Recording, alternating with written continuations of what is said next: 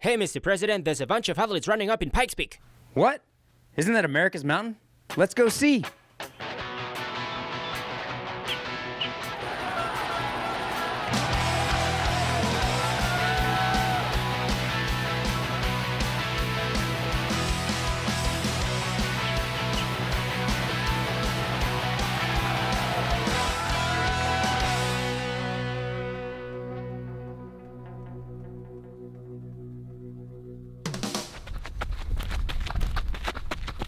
Ah!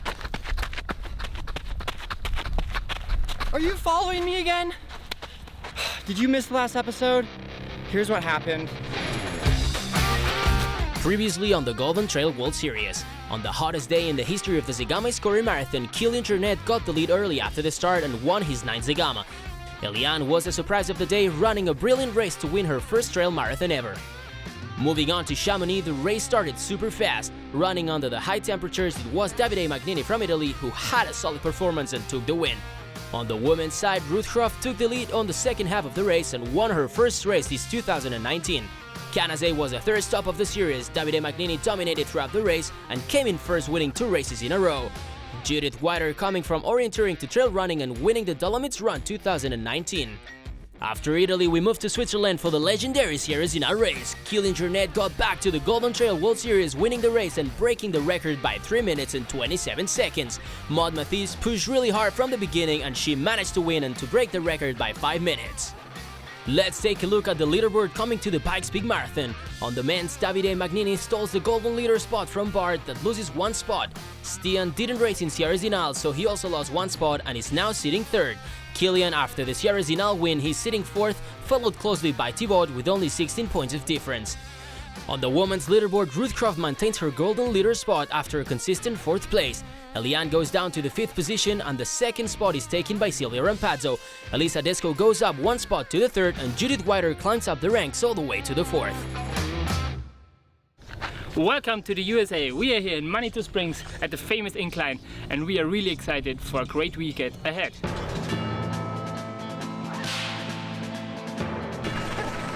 We're in the USA. We crossed the Atlantic Ocean all the way to the United States of America. We are heading to Colorado for the Pikes Peak Marathon. Cradled between Pikes Peak and Colorado Springs, we find the town of Manitou Springs. For centuries, people have been making trips here to taste the magic of the healing waters. Pikes Peak might not be the tallest mountain of Colorado, but for sure, it's the most distinctive 4,000 meters peak of the Southern Front Range, also known in America as a 14er since it's higher than 14,000 feet. I see Kilian. He takes the lead. One of the biggest attractions is the Manitou Incline. With an average of 3,000 people per day, it's considered one of the highest sets of stairs in the world.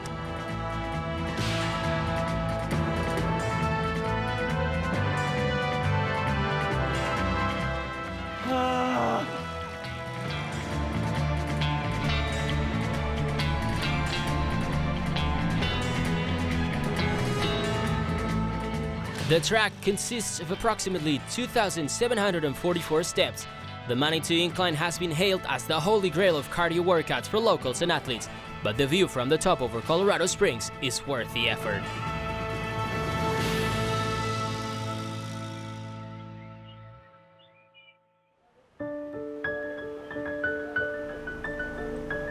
When I was a young girl, we were supposed to stay home, have babies, and bake cookies. We weren't supposed to get out and do things, but now it's different. My name is Arlene Piper, and I am the first woman to run the Pikes Peak Marathon in 1959.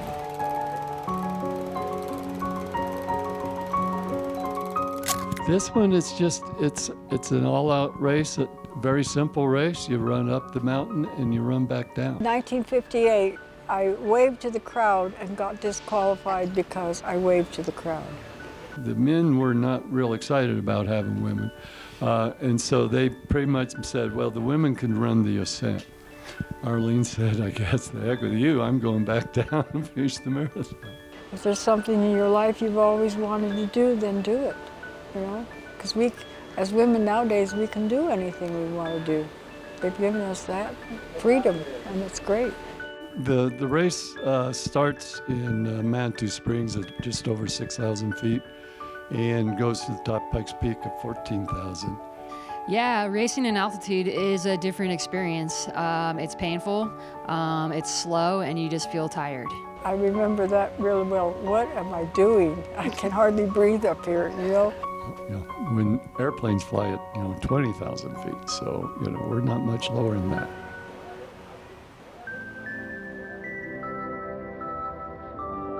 Good morning, it's 6:35 a.m. We're in Manitou Springs in Colorado for the Pikes Peak Marathon. The athletes are warming up and the race will begin shortly.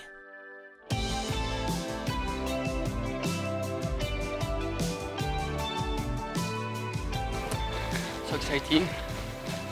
Starting 25 minutes. Good morning from Manitou Springs. The runners are going to line up really soon, and then they will just take off to the top of Pikes Peak and run back down.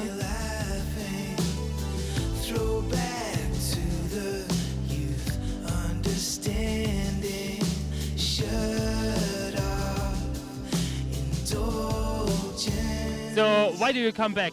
Part of it is the Golden Trail Series. Another part is Pikes Peak. It's the only Golden Trail Series in the U.S., but it's also a huge, iconic mountain, high altitude, racing in Colorado against the best guys in Colorado, so that's part of it too.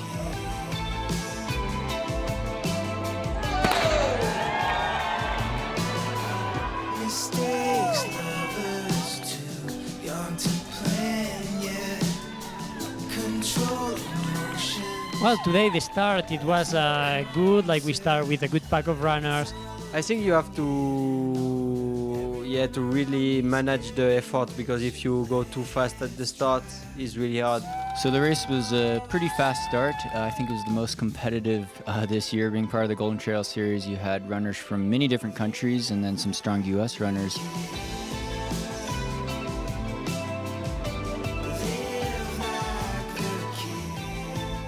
We are 5 kilometers in and this is the situation. Kilian started fast and he's got the lead. He's being followed by Juan Carlos and Remy Bonnet. A bit further back, the Sage Kennedy on the 4th position. And real close behind is Andy Walker.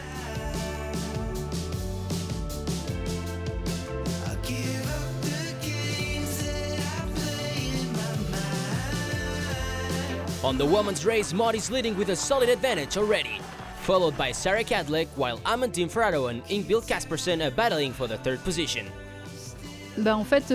Yeah, so I took a cool start on the asphalt, but I wanted to get out of the road quickly because I don't really like it. I started really slowly and then slowly built up. But since we leave the road after 1 kilometer or 1.5 kilometers, I started to run alone. Where it kind of flattened out there, I got in front of Remy and I was in 3rd place there. But I knew everyone was really close on my heels. All the top 10 were still within maybe a minute or two.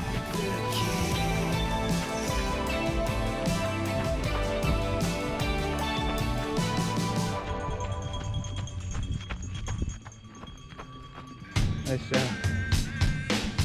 The runners have done the first 8.5 kilometers of the race, but they still have another 3 kilometers to get to bar camp.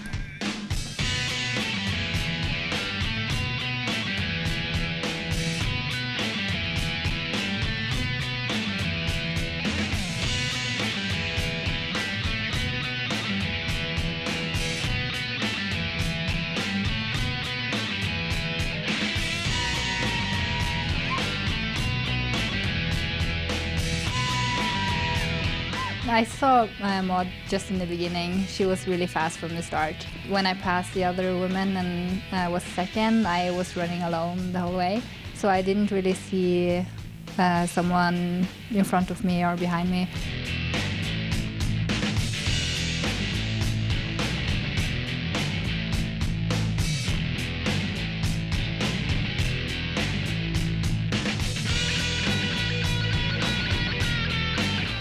Up until kilometer 4 or 5, I was suffering a little bit. I didn't have a good feeling, but suddenly my body clicked. When I saw the other American go, I could see them ahead and I just thought, oh, be patient, slowly.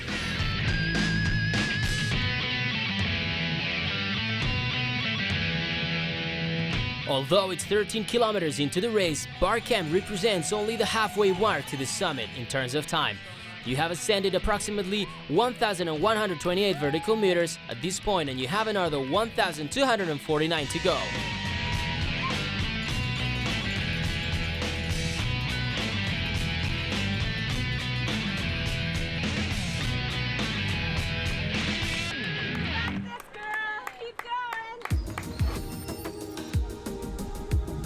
What Matt did here in 1993 is something unique. I think it's a one time in a generation or one time in a century that this thing can happen.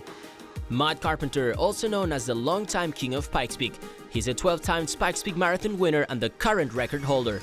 Between 2006 and 2011, he won the marathon 6 times back-to-back, matching Steve Sketchupin's 6 wins from 1971. Yeah, well, no, Matt Carpenter one of the best mountain runners in the world. He had the highest max VO2 level ever recorded up to that time. And so maybe a little bit predisposed to mountain running in high altitudes. He was just a phenomenal athlete, phenomenal dedication, and huge sense of competitiveness.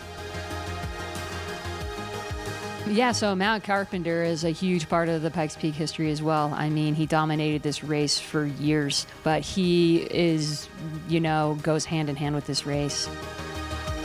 I mean, that record is one that has stood for so long, and it is so fast that it's hard to fathom somebody running that fast up here. The record was set in 1993 with an incredible time of 3 hours, 16 minutes and 39 seconds. Only a few runners have come close to this mark. The Manitou Springs local will forever be part of the history of the race. Let's connect with Philip to see what's going on in the summit. Hi guys, we are here at Pikes Peak Summit. It's 14,150 feet high. As you can see, the wind is super strong. It's blue sky, the sun is shining, but it's freezing cold. We will see how this affects the runners. Let's go to the turnaround point. Blowing away.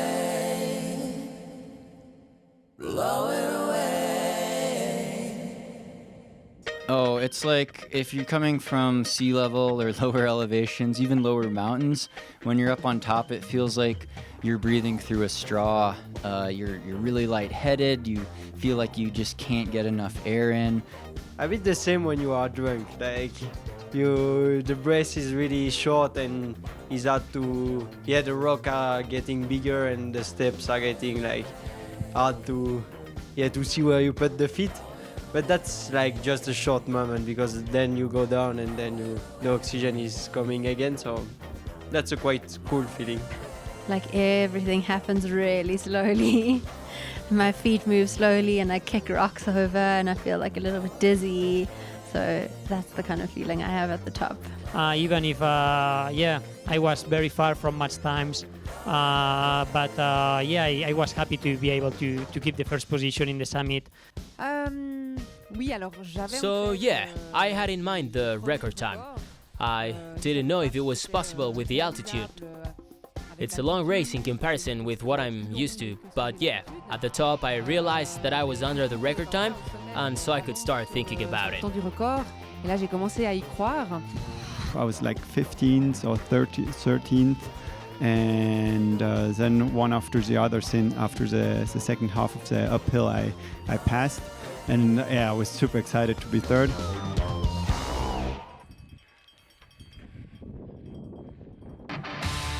In the summit, Kilian is 8 minutes over Matt's record at this point, and Maud is 13 minutes under Megan's record. Now it's all downhill from here. Will we see any records broken this year?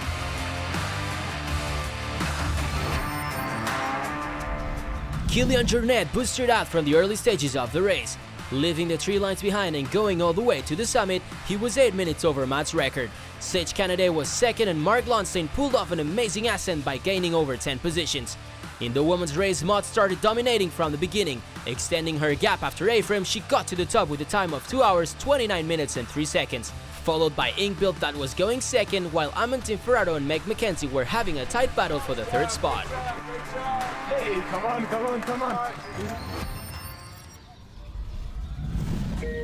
Mark Langston is a former elite orienteer from Switzerland and today a very successful trail runner.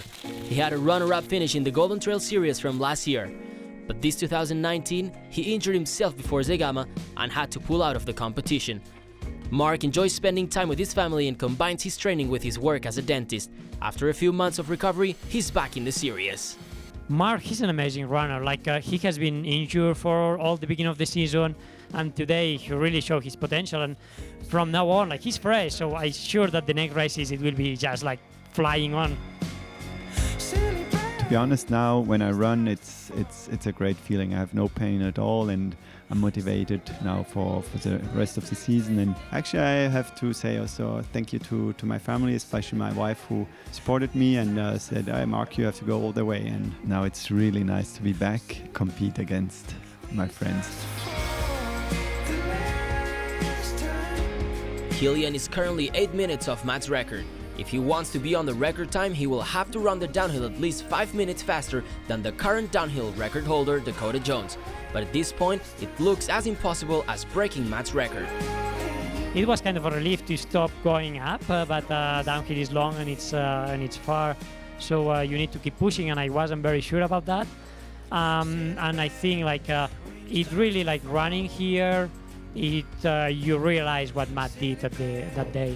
Yeah, it's the downhill, the first downhill up to 8th frame. I knew that's my playground, that's where I will have to attack, and that's also what I did. I did have some cramps in both calves, so I did have to be a little bit careful. And probably this first part of the downhill was where I could make the difference, and actually I think I got pretty close to Sage.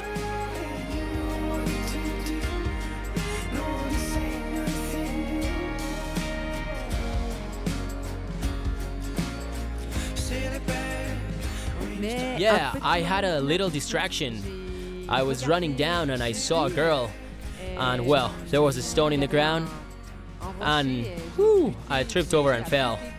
Face plant, and it happened super fast. I mean, it's not a super technical race, but you must always stay alarmed because there's always a root or there's always a rock in the floor, and when you're tired, you can quickly fall really easily.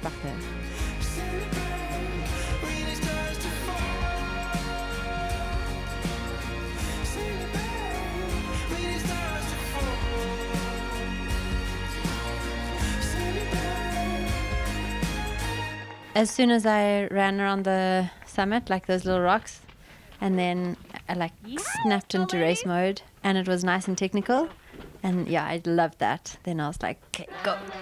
Super fun.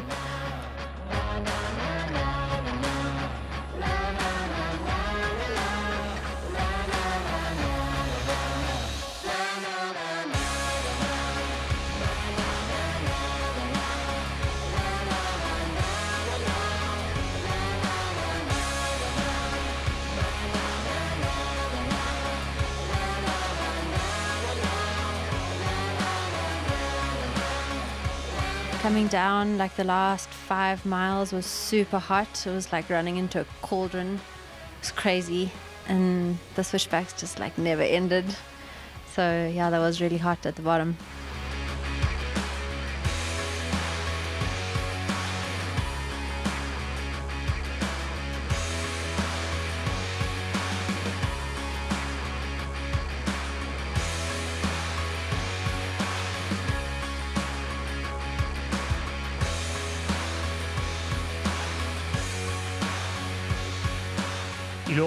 Then on the downhill I was surprised because I'm not a really good downhiller, so I did it all the downhill at full gas, enjoying it a lot, and I tried not to lose a lot of time here. I have to say that the last 3Ks were really hard, with the super hot weather 35 degrees, and here I suffered a lot, but I think it was the same for all.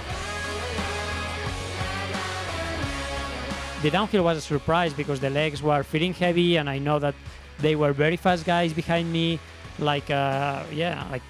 Sage Canada, it's a very fast runner, or Mark Laurensen, he's a specialist downhill. So I was really worried that these guys will catch me with my legs. And but yeah, Yeah, I managed to run fast and to keep a bit the gap and finish first. Kilian Jornet crossing the finish line in 3 hours, 27 minutes and 28 seconds. He's going to take his second Pikes Peak win ever, but today he wasn't fast enough to break the record. He's done 3 of the mandatory races of the Golden Trail World Series and is now qualified for the final in Nepal. And arriving second is Sage Kennedy from Boulder, Colorado, finishing in 3 hours, 39 minutes and 2 seconds. What an exceptional race he did. He knows his place, he's used to the altitude, and today it paid off with a second position. And third, we have Mark Langston running a very smart race and playing his cards really well. After a long recovery, it's just so good to have him back to make the podium. Let's take a look at the men's results. Kilian is first, Sage Kennedy second, Mark Langston third, Eretz from the Basque Country ended fourth, and David Sinclair fifth. Well, so Yeah, at the top, I thought about the record, and then in the downhill, I told myself not to lose so much time because I knew it's my weak point. And then when I got to No Name, I knew I had about 25 to 30 minutes of run, so I looked at my watch and I knew I was right under the record, so I knew I was gonna make it. It's a good name. Maud Mathieu flying down to the finish line. She's about to break Megan's record by 12 minutes and 23 seconds. Coming in with a time of 4 hours, 2 minutes and 41 seconds. It's crazy to think she could break the record by 12 minutes. Winning 2 races in a row, she's now qualified for the big final in Nepal. Coming in second, we have Ingvild Kaspersen putting an amazing performance on her second race of the season. And 5 minutes behind, we have Meg McKenzie from South Africa. She managed to do a very good uphill to the summit, and from there, she pushed harder on the downhill to ensure the third position on the podium. Let's take a look at the women's race results. Maud Mathieu first, Ingvild Kaspersen second, Meg McKenzie third. The French Amandine Ferraro is fourth, and the fifth is Ellie Gordon. Let's take a look at the leaderboard after the Pikes Peak Marathon. On the men's, Davide, Bart and Stian lose 1 position. Kilian Jornet takes the first and claims his golden leader spot. Thibaut, Remy and Nadir maintain the same spots. Andy Wacker climbs 1 spot from the 9th to the 8th. For the first time this season, we welcome Ari Zahea to the top 10 as he takes the 9th spot. And closing the men's leaderboard is Colorado local Sage Kennedy. On the women's leaderboard, Ruth Croft, Sylvia Rampato and Elisa Desco go down 1 position, and the golden leader spot is taken by Maud that climbs up from the 6th. Judith Whiter and Eliane descend to the 7th and 8th positions.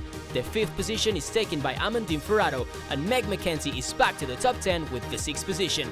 We want to welcome for the first time this season Ellie Gordon that takes the 9th spot, and sitting 10th and closing the women's leaderboard, we have Ingvild Kaspersen from Norway.